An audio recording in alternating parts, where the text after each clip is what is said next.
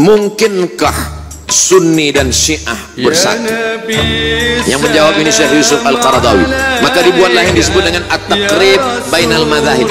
At-taqrib, pendekatan, karena sudah jauh betul, ini Sunni, ini Syiah. Akhirnya dibuatlah dialog bernama at-taqrib bainal madzahib, mendekatkan mazhab. Tapi itu pada masa Syekhul Azhar Mahmud Saltun.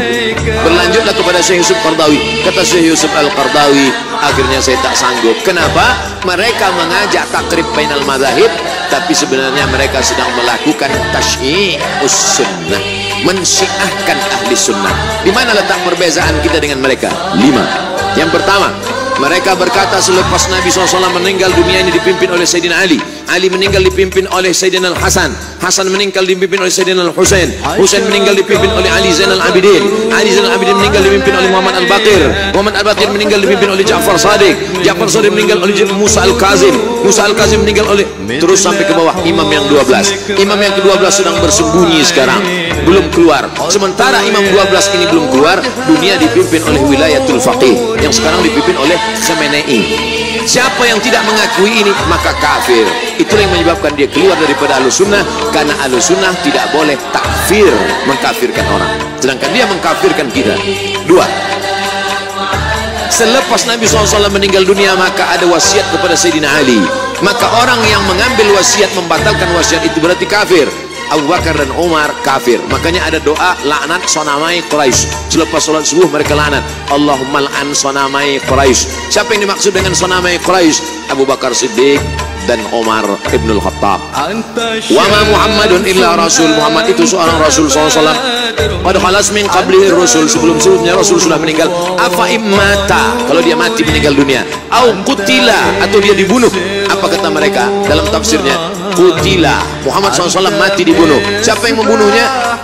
Sammahuma, sammahu. Ada 2 orang perempuan yang sudah meracunnya.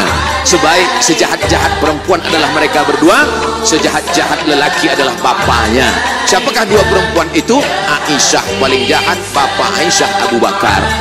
Hafsah paling jahat, bapak Hafsah adalah Umar. Sejahat-jahat perempuan Aisyah dan Hafsah, sejahat-jahat lelaki Abu Bakar dan Umar.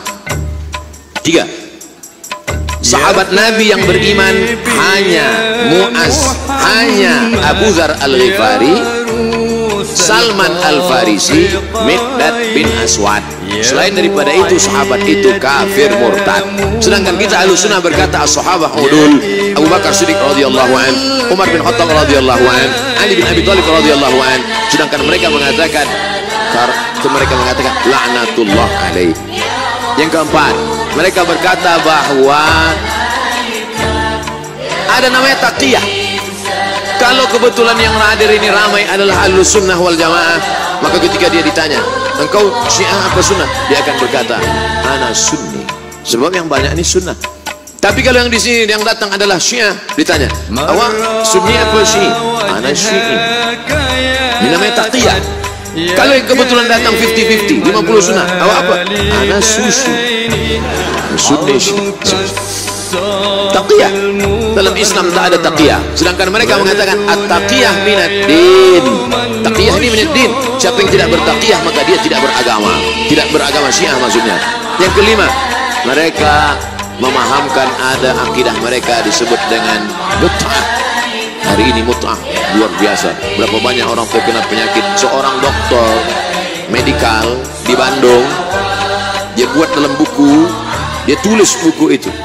Dia bercerita bagaimana seorang perempuan yang memakai niqab, memakai cadar datang, tapi dia terkejut kenapa terkena, maaf, penyakit sipilis.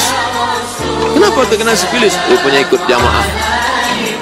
Terlalu banyak guna fan life kena virus. Oleh sebab itu maka kita tidak mungkin bertemu. Nah, ta'awan fi mattafaqna. Mari kita bersama menjaga persatuan umat pada golongan antara Hanafi dengan Maliki, antara Syafi'i dengan Hambali, antara Ahlus Sunnah wal Jamaah. Tapi kalau sudah kepada Ahlul Bidah, maka dalam hal ini mesti, alhamdulillah, Malaysia merupakan kerajaan yang tegas dalam bidang ini. Saya amat sangat bersyukur kepada Allah, kerana dalam tazkirah saya mengambil fatwa. Saya ambil fatwa dari Selangor, saya ambil dari fatwa Mufti Johor. Saya ambil, bila umat bertanya, ini bukan fatwa Abdul Somad, nih fatwa dari bumi Melayu.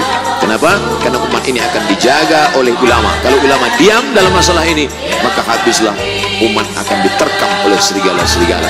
Maka mesti dijaga oleh ulama. Wallahu a'lam bishawab.